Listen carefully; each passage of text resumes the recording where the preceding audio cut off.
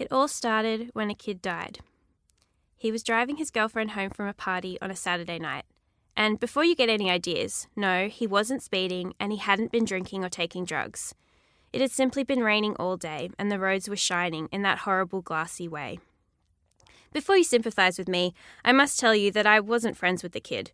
Although, when you only had one friend, like I did, the chances of having one of your friends die in a car crash were fairly slim. Especially when the only time your friend was in a car was when his mum was driving, and she drove slower than my tractor and stopped to let insects cross the road. I knew who the kid was, of course, the dead one, that is. He was the school captain, and everyone at my school loved him. He was also extremely well built. Next to him, I looked like a candle wick.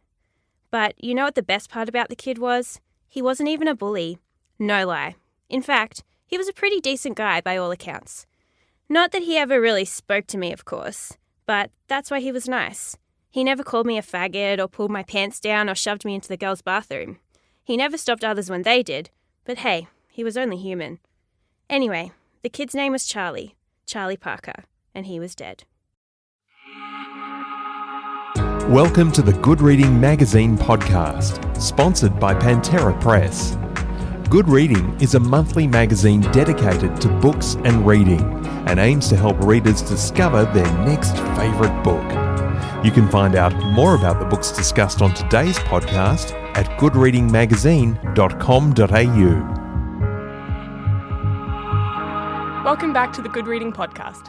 My name's Emma, and we're in the studio with Meg Gatland-Veness, who you just heard reading aloud from the opening chapter of her new young adult novel, I Had Such Friends, a bold and breathtaking debut about the exhilaration and anguish of adolescence. Meg, thank you for being here. Oh, thank you for having me. We're recording on the 1st of August, which, if I'm correct, is the official release date of your novel. Yes. Which is really exciting, so congratulations. Thank you. How are you feeling about everything? I still can't believe that it's happening. I thought I would believe it when I saw the books in a bookshop, but I still don't. I don't know. It still hasn't sunk in, I think. Have you always been a writer since you were younger? Yeah, I've always written stories my whole life. The first story I ever wrote was about 12 kittens, I think, and they were named after my 12 best friends. Oh, nice. In kindergarten. But, I always wanted to be a writer my whole life. And this book, it begins in the immediate aftermath, as we just heard in your extract, the immediate aftermath of a car accident. Yeah. Following the death of a popular Year 12 student named Charlie. Yes. And Charlie's death sends shockwaves through the local school, and everyone who knew him is devastated. Everyone, that is, except for one Hamish Day.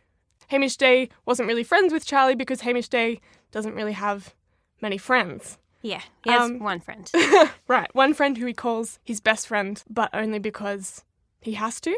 Yes. Given that you probably know him quite well at this point, could you introduce our listeners to who Hamish is? Yes, so Hamish is a bit of a loser. He lives on a cabbage farm and he only has one friend, and his one friend is Martin, who is a huge geek. He collects trading cards and he plays video games, and he has a lazy eye and asthma and braces and glasses and everything you could possibly think of. And Hamish is a bit of a loner and he's dealing with a lot of things from his past as well. And yeah. I was going to comment next on the cover of the novel firstly because it's so beautiful. Yes. And so eye-catching. For those who haven't seen it, it's a picture of two teenage boys like shoulder deep in the ocean at sunset. Yes. And that's because the novel is set in a small beachside town. Yes. So it's set sort of in a country town in Australia that also is near the beach. A lot of the scenes happen at the beach. It's all the major events of the novel happen at the beach. I heard that you yourself grew up somewhere similar. Yes. Yeah, well, I was born in Milton and then we moved to Ulladulla, which is a little country town near the ocean. So a lot of it is based on where I grew up and where I went to school and the sort of things that I saw all the time in my day-to-day life as a student. Right. So, yeah. Did quite a bit of your experiences end up in this novel? Yeah, it's very much based on things that happened in my life. Not specifically, but a lot of the characters are inspired by people that I've met and a lot of the events are inspired by things that I've seen. Right. And Hamish himself, even though he's part of this coastal town, he grew up on the outskirts, kind of, on this little cabbage farm. Yeah. A really heartbreaking scene that I remember reading was when his dad is on the tractor having to tear up all of his precious cabbages because there's not enough money in them. And that was something I heard on the radio. It was a man called in, a farmer, and he was crying, and he was talking about how he had to plough over all his cabbages because it was cheaper for him to destroy them than it was for him to try and sell them because of all the imports from overseas and things and the big companies. So, and yeah, this man, this strong, burly farmer man on the radio was crying about his cabbages, and it just really moved me. And that was the inspiration for the dad character and the cabbage farm in the book. Right. And the parents are interesting characters because they're sort of on the fringe of the novel. Sometimes they do ask Hamish questions, but there tends to be quite a loud silence between him and them. Yes. And in fact, the adults in the novel aren't really present at all. Yeah. Was there a reason for that? I feel like a lot of the time kids and teenagers feel like they're going through things alone and that they can't really talk to adults about their problems because they don't think they understand. So I guess a lot of it comes from that. But also his parents are really busy because his dad's a farmer, so he doesn't see him very often because he's always out really early and then he goes to bed really early. So I wanted to convey that sense of isolation that a lot of kids feel. That actually leads me on to my next question, because a lot of YA deals with similar themes to your novel, like love and relationships and identity. And while your story still tells that familiar tale of the high school outcast who has these friendships and a first love and so on, you do it with a rather refreshing honesty, and you don't shy away from really quite tough topics like death and abuse and sex and sexuality. Why do you think it's important to be upfront about those kind of issues? Well, I'm a teacher and I see every day the students that I teach are going through things like before they even get into the classroom. Most of them have anxiety or depression, or they're dealing with grief in their family or their friends, and they're all going through stuff. And so I felt the need to, shed light on things and normalise things to make them see that they're not the only ones going through those sorts of things and that it's okay to talk about it. Right. Yeah. And how have your students responded?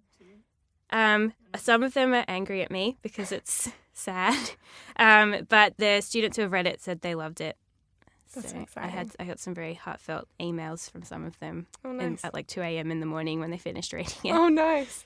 What kind of things are they saying? What are they appreciating so much about the book? A lot of the feedback I've had for them is that they really enjoyed the narrative voice of Hamish, because they thought when they read it they would hear my voice, but They said they didn't. They said it was very much, they thought they were listening to a 17-year-old boy. So that was a good compliment because that wasn't easy.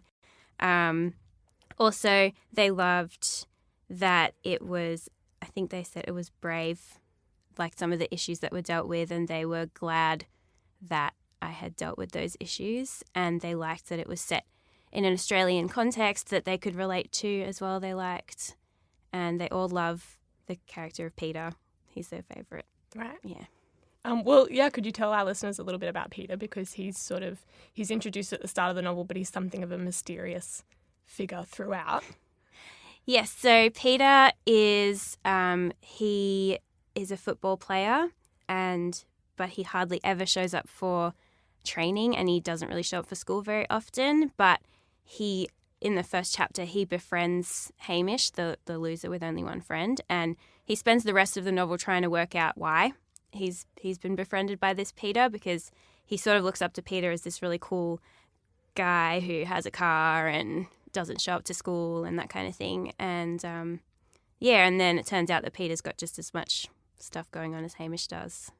And did teaching classes at school, did that become a kind of like informal fieldwork for the novel, observing your students? Yeah, definitely. There's a lot of little quotes here and there that are things I've overheard kids say in the playground or in the classroom. Where did you start the story? Did you start with these characters? Were they the first step? How did you go about building? I wrote the first chapter and I came up with the characters, and then I left it for a long time, and then I wrote the last chapter, and then I went back and filled in all the gaps. There you go.